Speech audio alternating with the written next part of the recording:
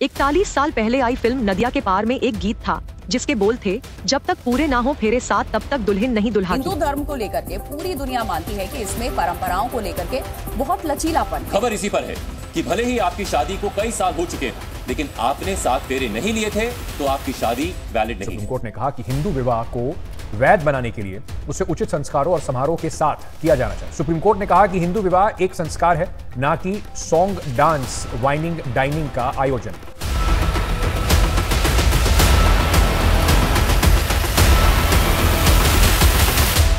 Hello everyone, welcome to my channel sharks of law.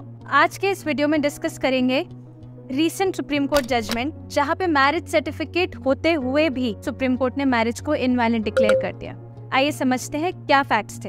यहाँ पे एक कपल जो कि पायलट्स हैं अपने प्रोफेशन से, दोनों लोग वो कोर्ट पहुंचते हैं डिवोर्स लेने के लिए। वहाँ पे कोर्ट ऑब्जर्व करता है कि जो शादी है इनके पास वैलिड मैरिज सर्टिफिकेट तो है, बट जब डिवोर्स का प्रोसीजर कंटिन्यू हो रहा होता है उस दौरान पता चलता है कि जो कपल है उन्होंने तो रिचुअल्स परफॉर्म ही नहीं किए। अब रिचुअल्स मतलब 7 फेरे नहीं लिए, सिंदूर नहीं लगाया है, मंगलसूत्र नहीं पहनाया गया है। उनको ऐसे ही किसी एक एंटिटी से एक मैरिज का सर्टिफिकेट दे दिया गया है। वो एसडीएम कोर्ट जाते हैं, वहाँ पे मैरिज रजिस्टर कर दी जाती है। उस कपल को आज तक यही लग रहा होता है कि वो वैलिड मैरिज में रह रहे हैं, उनकी जो मैरिज है वो वैलिड है। अब सुप्रीम कोर्ट ने कुछ ऑब्जर्वेशंस और कुछ लॉज का इंटरप्रिटेशन रखा है जिसके चलते ये मैरिज को इनवैलिड डिक्लेयर किया गया है। Section 7 of Hindu marriage act ये बात करता है कि मैरिज तब वैलिड होगी या सेक्शन 8 में तब रजिस्टर हो पाएगी जब मैरिज को प्रॉपर रिचुअल से परफॉर्म किया गया है और section 5 of Hindu marriage act की सारी कंडीशंस फुलफिल की गई हैं। अब जब section 5 and section 7 of Hindu marriage act का कॉम्प्लायंस पूरा हुआ होगा, सही तरीके से हुआ होगा, तभी आप सेक्शन 8 में जाके मैरिज रजिस्टर करा सकते। बट अब यहाँ पे मैरिज तो रजिस्टर थी बट रिचुअल्स परफॉर्म नहीं थे। सुप्रीम कोर्ट ने इस पूरे मामले को कंक्लूड करते हुए आज की यंग जनरेशन से 2 बातें कही। एक कि आजकल की जनरेशन जो है वो हस्बैंड वाइफ का मैरिटल स्टेटस लेने के चक्कर में सिर्फ उनको एक शब्द मिल जाए हस्बैंड या वाइफ, उसके चलते इतना जल्दी शादी कर लेते हैं या इतनी जल्दी उन्हें कोर्ट मैरिज करने की पड़ी होती है कि जस्ट हमारा एक स्टेटस आ जाए।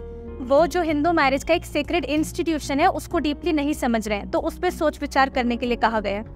दूसरी चीज ये भी बताया है सुप्रीम कोर्ट ने कि हिंदू मैरिज के अकॉर्डिंग ऐसा नहीं है कि कोई बेटर हाफ है। Husband and wife are equal halves of each other.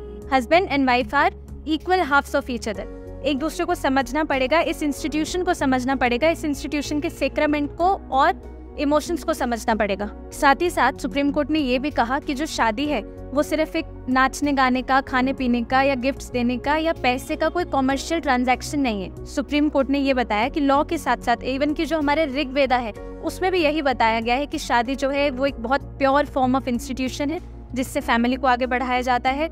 2 लोग अपनी मर्जी से एक हेल्दी कंसेंशुअल रिलेशनशिप में आते हैं जिससे कि हमारा हिंदू कल्चर आगे बढ़ता है। तो अब इन सारी चीजों को ध्यान में रखते हुए ये जो मैरिज थी जहाँ पे सेरेमनीज परफॉर्म ही नहीं हुई, article 142 of the Indian constitution में अपनी पावर्स को बढ़ाते हुए सुप्रीम कोर्ट ने ये डिसीजन लिया कि ये जो शादी है वो इनवैलिड है। साइड बाय साइड जो कपल ने डिवोर्स का केस फाइल किया था उसको भी डिसमिस किया, प्लस और मैट्रिमोनियल डिस्प्यूट्स जहाँ पे डाउरी वगैरह के केस चल रहे थे उनको भी डिसमिस कर दिया गया, ये बताते हुए कि ये तो शादी ही एग्जिस्ट नहीं की, शादी इनवैलिड है तो इन केसेस का भी कोई मतलब नहीं है। तो ऐसे केस लॉज हमारी सोसाइटी में एक स्टैंडर्ड सेट करते हैं कि शादी जैसे इंस्टीट्यूशन को हल्के में ना लिया जाए और पूरी सेरेमनीज, पूरे रिचुअल्स के साथ शादी को परफॉर्म किया जाए, क्योंकि ये आपका एक लाइफ लॉन्ग रिलेशनशिप। ऐसे और केस स्टडीज के लिए please do subscribe our channel. Thank you for watching this video.